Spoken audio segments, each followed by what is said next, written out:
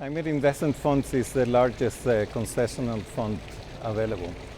We work through, with a transformational model that includes developing countries as a partner, then climate finance in concessional form, and the third is working with the multilateral development banks.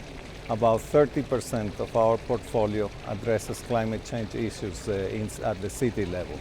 That's where we feel that it's where we will win the fight against climate change. In addressing the climate crisis, the most important issue that we have to address is how to mobilize resources. There is not enough resources in the public sector, there is not enough resources in the private sector. So we need to create funds that enable the two pieces to go together. And for that, our transformational model brings concessional resources to this. The idea of concessional resources is to use, lower rates to take on, significant risks. Once we tackle, the de-risking of markets, then the private sector should come, in significant scale to then do the investments needed, either for mitigation purposes or for adaptation. The context of the city is clearly adaptation.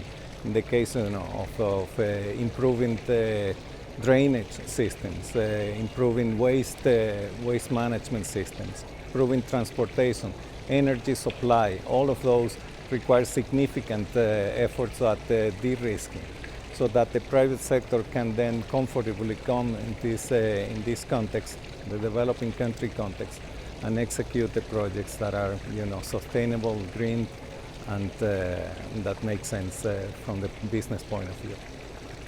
The most significant pressing needs for any city is to mobilize finance. Mobilizing finance for sustainable green projects require that you de-risk markets. The climate investment funds bring significant concessional resources to precisely de-risk, lower the rates, and make sense for the business in the private sector. Private sector mobilization happens once you de-risk the market, and that's what we are doing these days. We are very, very privileged to be partnering with UTM in this effort. As I said, for the cities and smart cities is a key priority, and we look forward to working with UTM in the near future.